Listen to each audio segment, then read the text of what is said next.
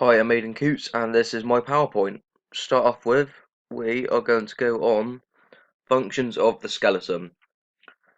The main function of the skeleton is to support movement using the bones. If we didn't have this, we would just be a bag of skin on the floor and would not be able to move. The protection of vital organs, such as things like the heart and the lungs, which are protected by the ribs. It also shapes the body, giving us that look that we have today. Otherwise, we would just be a soggy bag of skin on the floor. Repair and protection of the body using the calcium deposits which the bones use to store, and the storage of minerals such as calcium.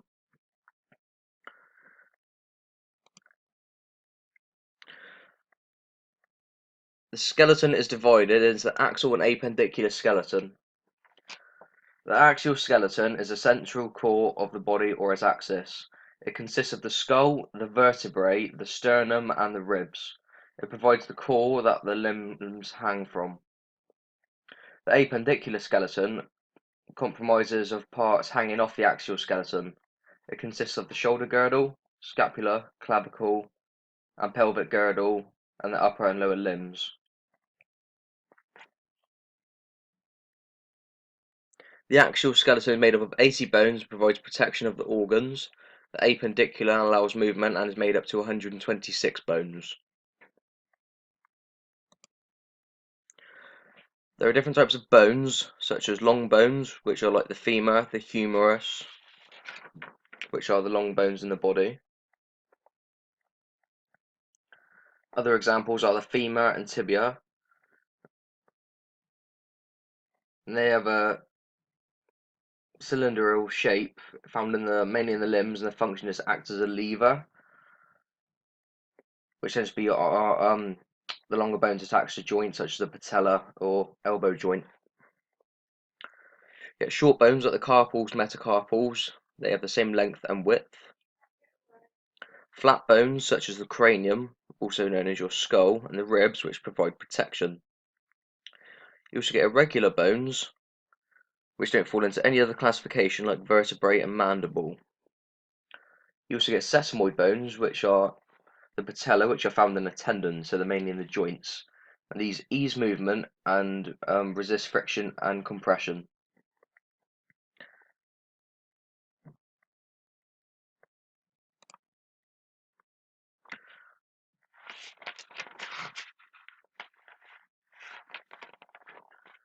There are different types of joints. First of all, we'll go through a hinge joint, also known as a ball and socket joint.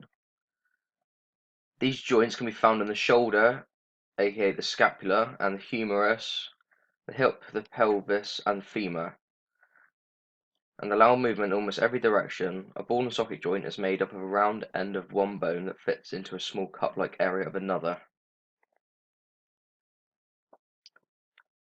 The condyloid joint. This type of joint that is found at the wrist, it also allows movement in two places. This is called biaxial. It allows you to bend and straighten the joint and move it from side to side. The joint between the metacarpals and phalanges are also condyloid.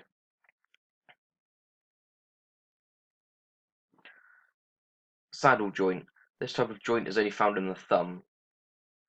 It allows a movement in three places, backwards, forwards, and from side to side, across. This is a joint specifically to primates and gives us the manual dexterity, so enables us to use tools and things like that and pick up stuff. Also helps us to write.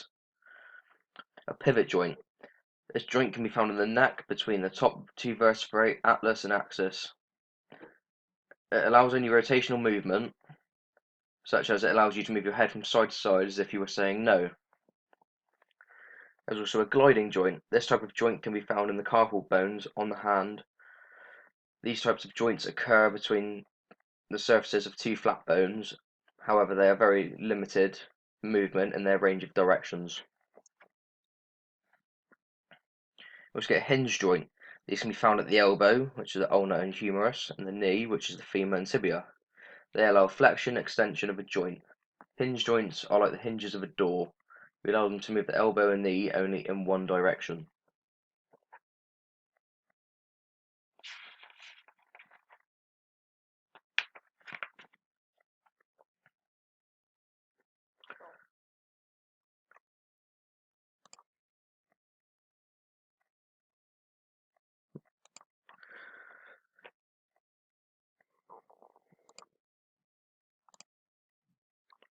Next, we're going to go on to different parts of movements,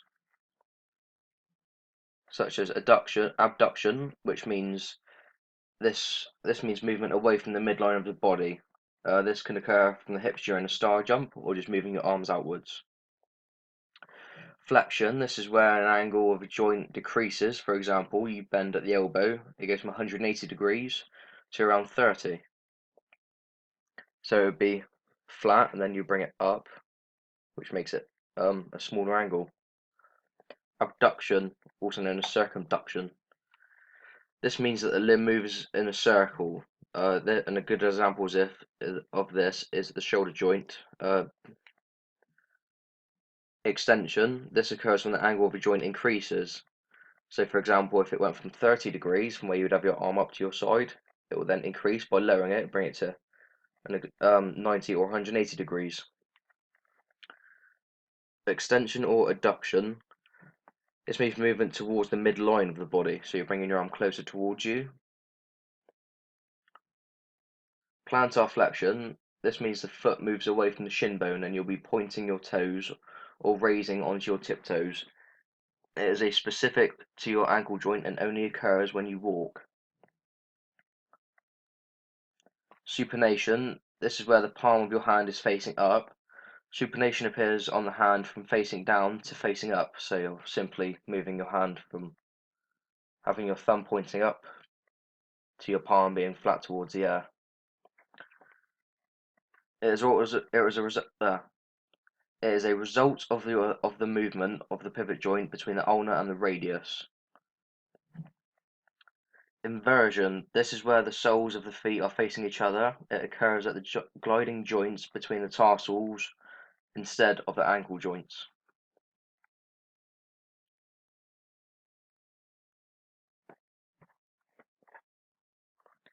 And of course we have rotation, also known as circumduction.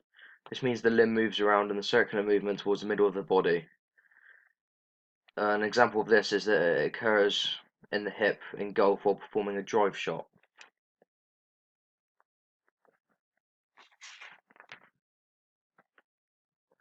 Next one is hyperextension. This is a term given to an extreme abnormal range of motion within the joint. For an example, the knee or elbow. Many boxers and fighters get this type of injury as they overextend their elbow and can get very bad joint problems with this. Another example is hyperextension of the back. So where you lean back too far if you're doing exercise, you can gain injuries. Eversion. This means the soles of the feet are facing away from each other. It occurs at gliding joints between the tarsals rather than the ankle joint.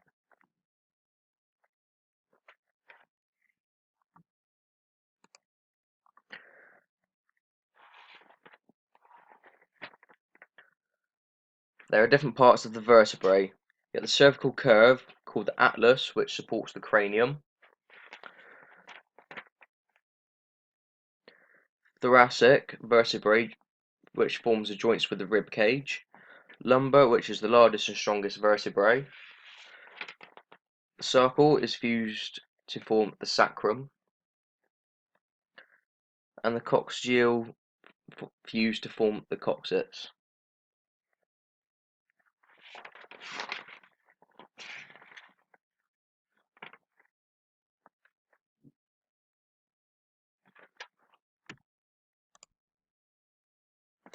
Their structure: fibrous bone is held together by a ligament such as your teeth. Cartilaginous is a connection between the articulating bones is made up of cartilage for such as between your vertebrae and the spine. Synovial joints are the most common joints such as your elbow and your knees.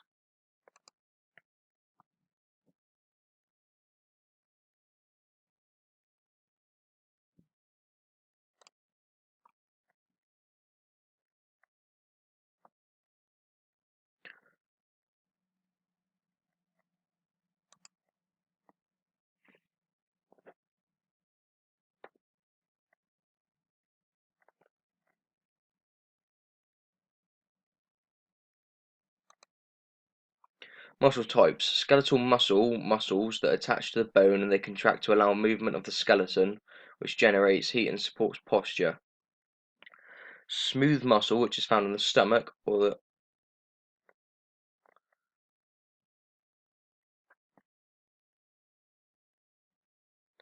These are also known as involuntary muscles. An example of this is in the muscular walls of your intestines, which they contract to push food through your body. Cardiac muscle is highly resistant to fatigue, only to be found in the walls of the heart. Cardiac muscle contracts to squeeze blood out of your heart and relaxes to fill your heart with blood. Thank you, and this is my PowerPoint.